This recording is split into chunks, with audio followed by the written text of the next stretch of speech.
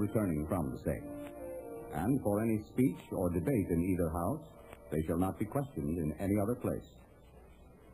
All bills for raising revenue shall originate in the House of Representatives. But the Senate may propose or concur with amendment as on other bills. Every bill which shall have passed the House of Representatives and the Senate shall, before it become a law, be presented to the President of the United States. If he approve, he shall sign it. But if not, he shall return it with his objections to that House in which it shall have originated, who shall enter the objections on their journal and proceed to reconsider it. If after such reconsideration 2/3 of that House shall agree to pass the bill, it shall be sent together with the objections to the other House, by which it shall likewise be reconsidered. And if approved by 2/3 of that House, it shall become a law. But in all such cases, the names of the persons voting for and against the bill shall be entered on the journal of each House respectively. If any bill shall not be returned by the President within 10 days, Sundays excepted, it shall be a law, in like manner as if he had signed it, unless the Congress by their adjournment prevent its return, in which case it shall not be a law.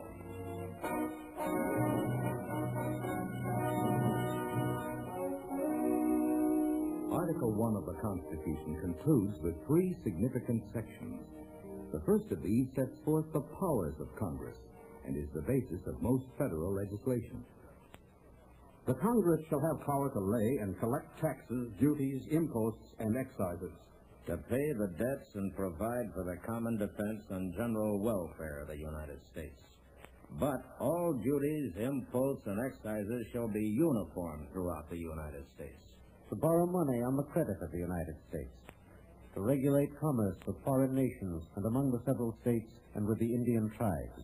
To establish a uniform rule of naturalization and uniform laws on the subject of bankruptcy throughout the United States. to coin money, regulate the value thereof, and of foreign coin, and fix the standards of weights and measures, to provide for the punishment of counterfeiting the securities and current coin of the United States, to establish post offices and post roads, to promote the progress of science and useful art by securing for limited time to authors and inventors the exclusive right to their respective writings and discoveries, to constitute tribunals inferior to the Supreme Court, to define and punish piracies and felonies committed on the high seas and offenses against the law of nations, to declare war, to raise and support armies, but no appropriation of money to that use shall be for a longer term than 2 years, to provide and maintain a navy, to make rules for the government and regulation of the land and naval forces,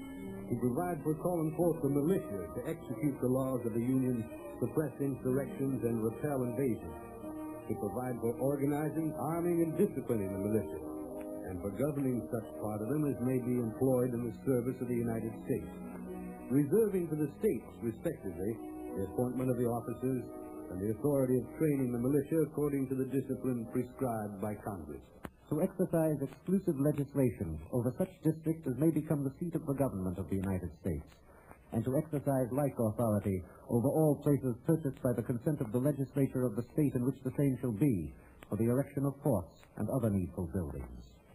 and to make all laws which shall be necessary and proper for carrying into execution the foregoing powers, and all other powers vested by this Constitution in the government of the United States, or in any department or officer thereof. Having granted these powers to the federal government, the Constitution next imposes limitations to protect certain fundamental rights of the people.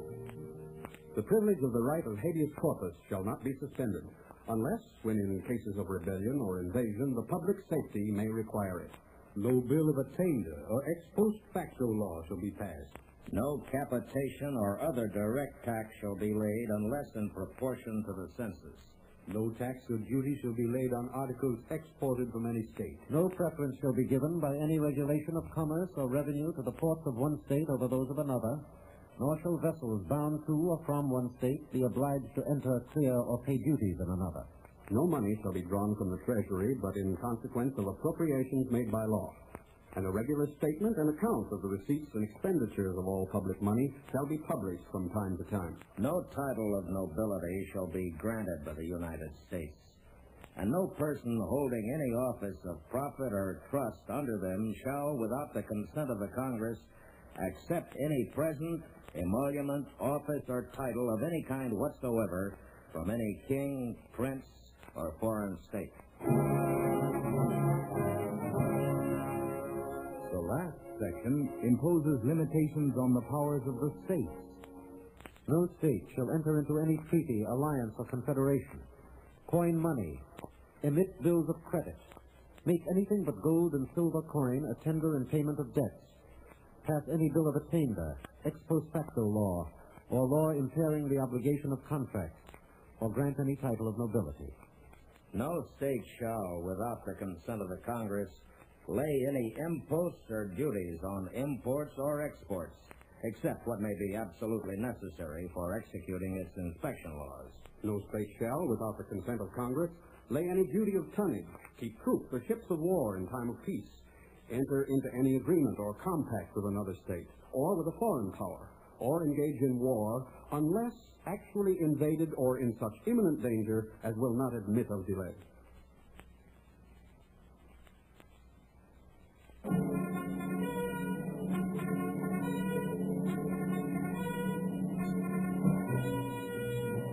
Article 2 provides for the executive branch of the government.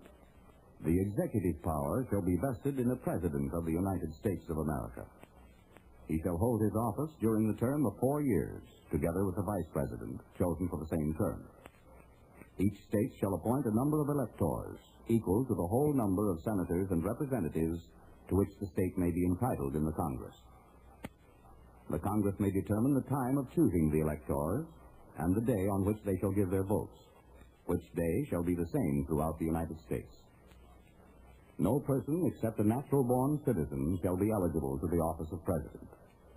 Neither shall any person be eligible to that office who shall not have attained to the age of 35 years and been 14 years a resident within the United States. In case of the removal of the President from office or of his death, resignation, or inability to discharge the powers and duties of the said office, the same shall devolve on the Vice President, and the Congress may by law provide for the case of removal, death, resignation, or inability, both of the President and Vice President. The President shall, at stated times, receive for his services a compensation, which shall neither be increased nor diminished during the period for which he shall have been elected, and he shall not receive within that period any other emolument from the United States or any of them. Before he enter on the execution of his office, he shall take the following oath or affirmation. I do solemnly swear that I will faithfully execute the office of President of the United States, and will, to the best of my ability, preserve, protect, and defend the Constitution of the United States.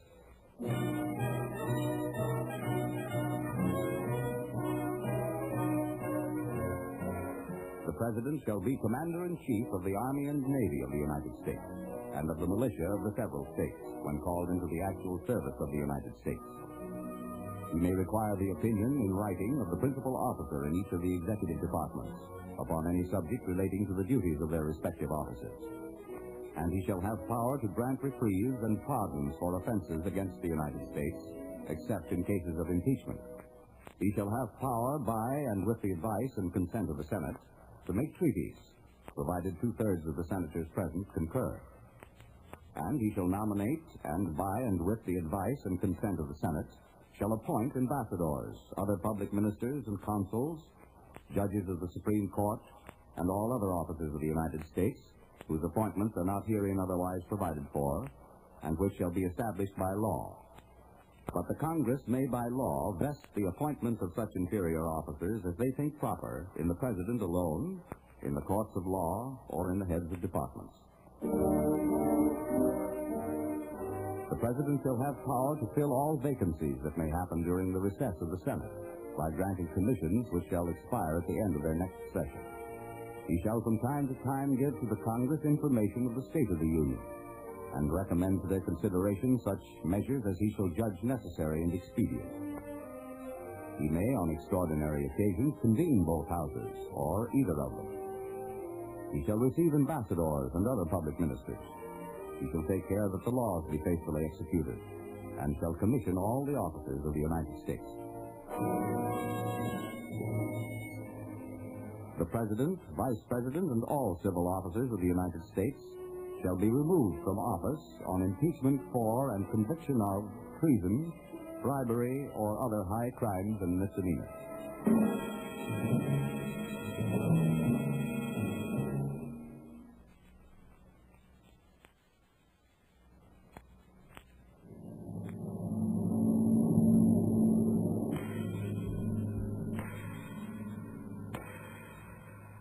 Article 3 provides for the judicial branch of the government. The judicial power of the United States shall be vested in one Supreme Court, and in such inferior courts as the Congress may, from time to time, ordain and establish. The judges, both of the Supreme and Inferior Courts, shall hold their offices during good behavior, and shall at stated times receive for their services a compensation which shall not be diminished during their continuance in office. The judicial power shall extend to all cases in law and equity arising under this Constitution, the laws of the United States, and treaties made or which shall be made under their authority. To all cases affecting ambassadors, other public ministers and consuls, to all cases of admiralty and maritime jurisdiction, to controversies to which the United States shall be a party, to controversies between two or more states, between a state and citizens of another state, between citizens of different states, Between citizens of the same state claiming lands under grants of different states, and between a state or the citizens thereof and foreign states, citizens or subjects. in all cases affecting ambassadors, other public ministers and consuls, and those in which a state shall be a party, the Supreme Court shall have original jurisdiction. In all the other cases before mentioned, the Supreme Court shall have appellate jurisdiction, both as to law and fact, with such exceptions and under such regulations as the Congress shall make. The trial of all crimes, except in cases of impeachment, shall be by jury, and such trial shall be held in the state where the said crime shall have been committed.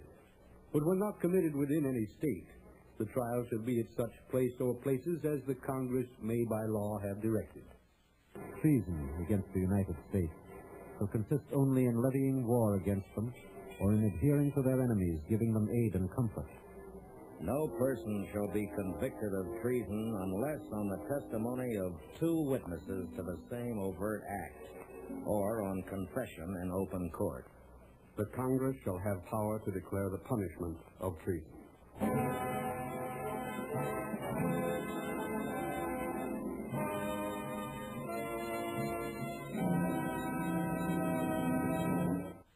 We're going to take... You're listening to the Hour of the Time. I'm William Cooper. In just a few short seconds, we will continue with Part 2 of the Living Constitution. But right now, I want you to write down this phone number. It's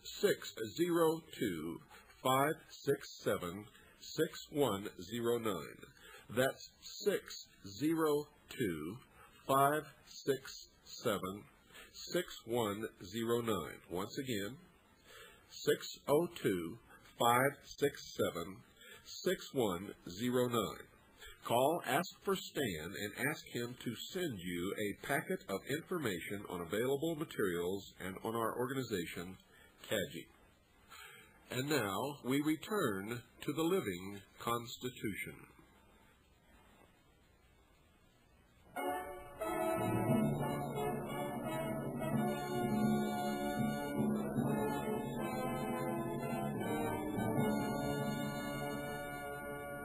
Following the provisions for the 3 branches of the federal government, the Constitution next establishes the mutual obligations and responsibilities of the states to each other, and the relationship that exists between the states and the federal government, guaranteeing certain rights to the citizens of each state.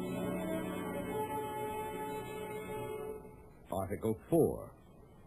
Full faith and credit shall be given in each state to the public acts, records, and judicial proceedings of every other state.